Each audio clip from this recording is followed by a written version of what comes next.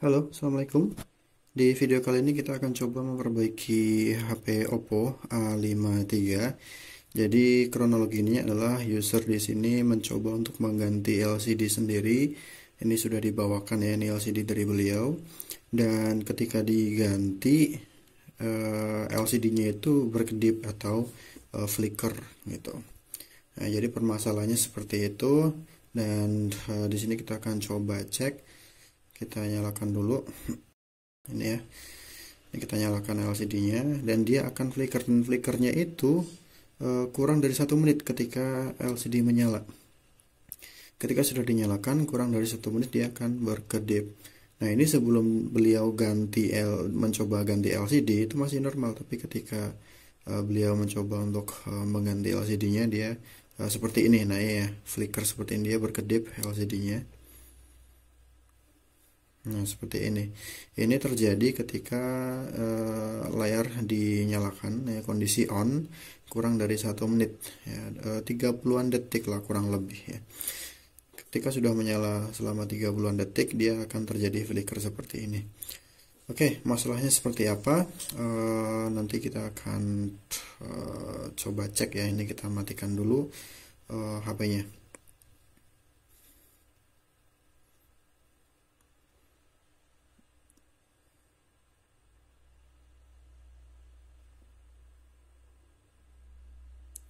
Dan ini pun ketika saya cek dengan menggunakan LCD dari saya pun juga sama ya, dia flicker. Berarti indikasinya permasalahan bukan ada di LCD ya, tapi di mesin. Nah, di bagian ini tuh agak sedikit panas. Oke, kita akan bongkar dulu mesinnya. Jadi yang sering terjadi untuk di HP Oppo ketika dia mengalami flicker itu adalah di bagian area backlight. Nah, di bagian ini untuk Oppo A53 di bawah kaleng ini ada beberapa komponen yang kita mesti cek. Dan hati-hati, di sini ada konektor plastik, ini kita mesti tutup supaya ketika kita angkat kalengnya itu tidak terbakar. Nanti kita akan coba cek apakah ada yang short atau tidak. Jadi kemungkinannya itu ada dua untuk kasus seperti ini. Yang pertama, bisa jadi ada konslet di kapasitornya atau koilnya yang memang sudah lemah ya, atau sudah nggak bagus, sudah rusak. Oke, ini kita angkat dulu.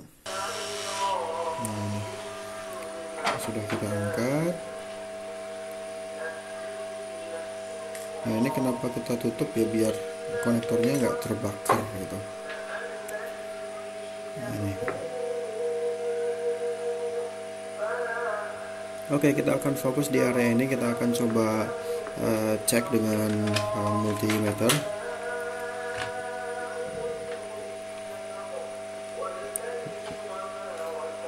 Kita menggunakan mode buzzer ya.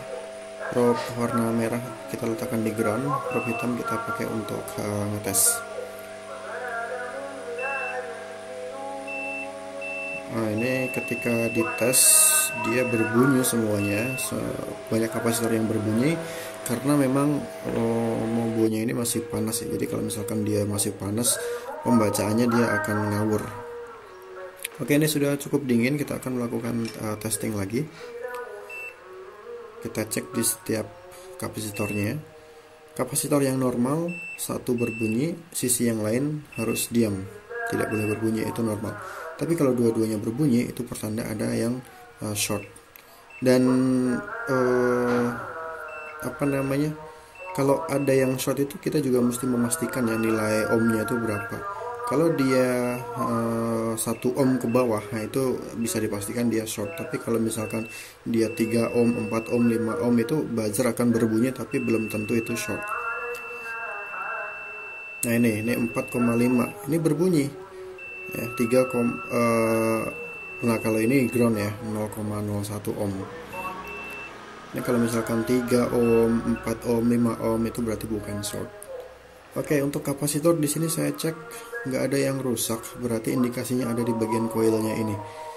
Di bagian koil ini kita akan ganti saja dengan koil yang lain, karena indikasinya dia lemah ya untuk di bagian koilnya itu. Oke, kita siapkan dulu untuk spare part penggantinya. Ini kebetulan saya menggunakan HP bangkai dari Asus Zenfone. Kita hanya perlu mengambil coilnya saja. Di sini ada satu coil yang masih tersisa ya. Ini semua coil sudah saya pakai, tinggal satu ini.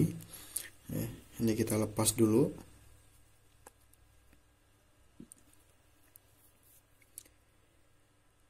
Nah, ini kita lepas. Kemudian kita akan pindahkan ke Oppo A53 nya ini.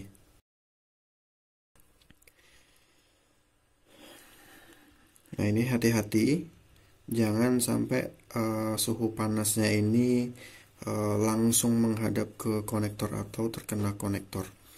Ya, jangan sampai, karena pasti akan rusak ya. Untuk menghindari itu kita akan coba tutup dulu ya, kita coba tutup konektornya dengan kaleng seperti ini supaya aman, supaya tidak terbakar. Nanti kalau rusak akan jadi PR lagi nantinya.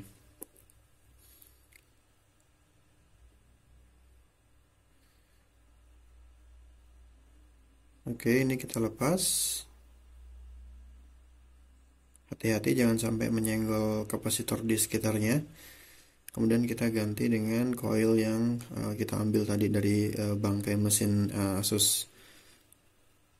Oke, ini sudah selesai. Dan untuk coil yang rusak ini ya, ini dari Oppo A53 nya. Jadi seringnya kalau misalkan dia LCD berkedip, itu kalau nggak kapasitor ya berarti coilnya ini. Oke, ini sudah kita ganti coilnya dan kita akan coba bersihkan dulu.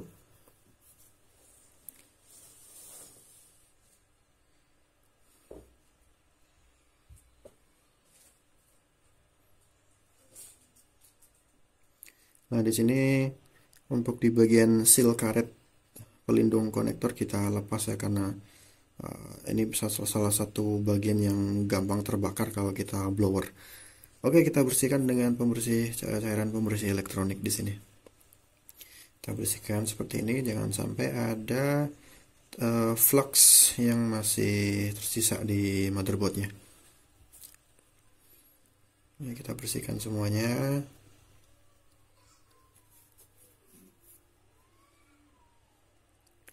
Dan kemudian kita akan rakit kembali ke LCD-nya atau ke bagian frame-nya.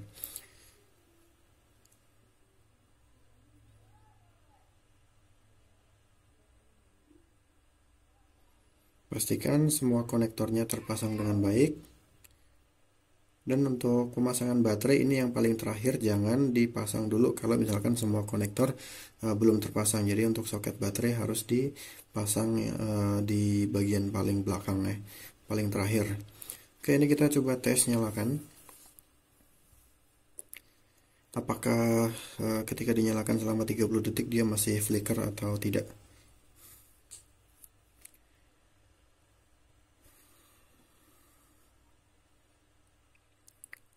Oke, ini dia sudah menyala. Dan ini saya nggak tahu ya ini kode pinnya ini apa, karena dari usernya juga tidak menyertakan kode pinnya. Oke, nggak masalah, kita akan coba cek flickernya saja, kira-kira sudah hilang atau belum ketika kita sudah ganti dengan coil yang lain. Oke, ini kita masih menunggu ya, kurang lebih 1 menit sampai 2 menit ya. Kalau misalkan selama 1 menit atau 2 menit dia tidak kambuh lagi ya, ini bisa dipastikan untuk flickernya sudah hilang.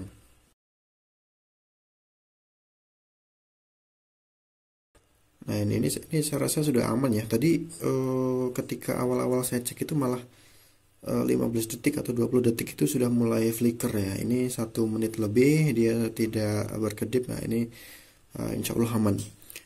Jadi seperti itu penanganan di kasus HP Oppo yang mengalami LCD berkedip ya. Ini cukup mudah, kita cek aja kapasitornya ada yang konslet atau enggak. Kalau enggak ada, kita tinggal ganti saja di bagian coil yang tadi saya ganti ya, disamain aja.